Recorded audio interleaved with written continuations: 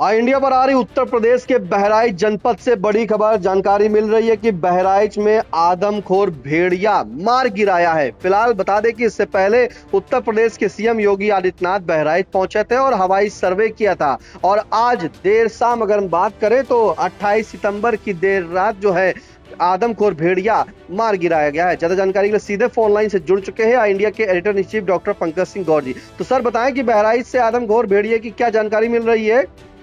देखिए निशांत, आपको बता दें कि बहराइच वो जनपद है जो पिछले साल भी भेड़िए के आतंक से कराह उठा था।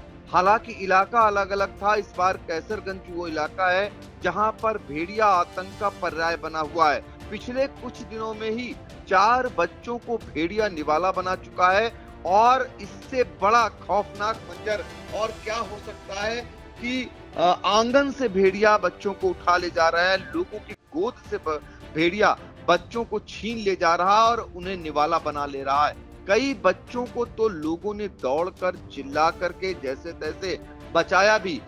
4 बच्चों को निवाला बना चुका भेड़िया और एक जो है अभी भी बच्चा लापता है। 15 ऐसे लोग हैं जिनको ये जंगली जानवर घायल कर चुका है। आदमखोर बन चुके भेड़िए का आतंक सरकार तक गूंजा। मुख्यमंत्री योगी आदित्यनाथ एक दिन पहले ही हवाई सर्वे पर जब पहुंचे तो उन्होंने खुद इस बात को कहा कि उन्हें जब वो हवाई यात्रा कर रहे थे यानी हेलीकॉप्टर से चल रहे थे तो उस दौरान उन्हें 2 भेड़िए दिखाई दिए। तो मुख्यमंत्री योगी आदित्यनाथ ने कहा, उसके बाद उन्होंने एक निर्देश दिया कि भेड़िए को हर हालत में पहले पकड़ने की कोशिश की जाए, अगर नहीं पकड़ में आता है तो उसे शूट कर दिया जाए।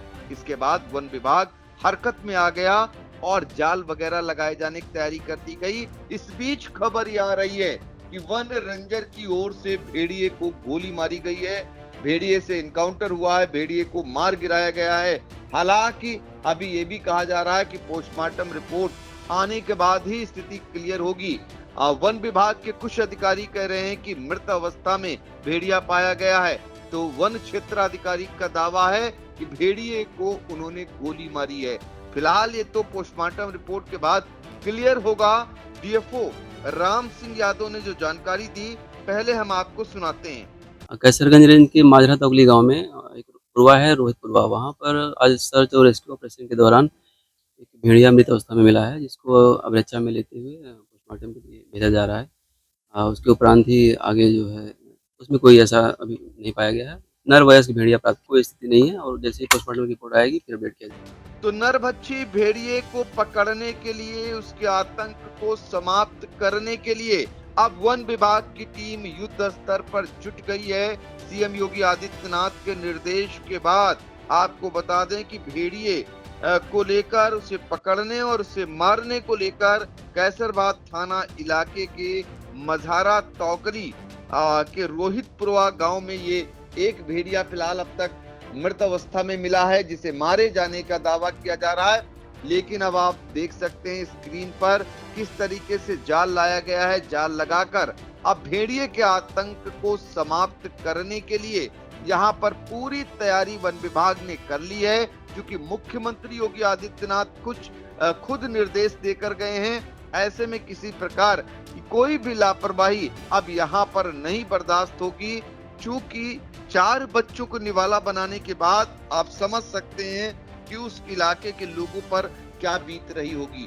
दूसरी बात यह है कि ये पिछले साल भी भेड़िए का आतंक रहा था और उस आतंक का खात्मा हुआ था और फिर एक बार यही मांग उठ रही है। और अब मुख्यमंत्री योगी आदित्यनाथ के निर्देश के बाद वन विभाग की टीम भेड़िए जो आदमखोर भेड़िए बन चुके हैं उनके सफाई के लिए उतर चुकी है। बिल्कुल, सीएम योगी के निर्देश पर जो है वन विभाग की टीम लगी हुई है और आदमखोर भेड़ियों को सफाई करने में भी जुटी हुई है। जानकारी मिल रही है कि जिस तरह से बहराइच में आदमखोर जो भेड़िया है उसने आतंक मचाया है और इसी के चलते करीब 9 सितंबर से उस आदमखोर भेड़िए ने आतंक मचा रखा था और इन हमलों में 4 मासूमों की जान भी जा चुकी थी, जबकि 10 से ज़्यादा बच्चे जो हैं वो घायल हो गए थे।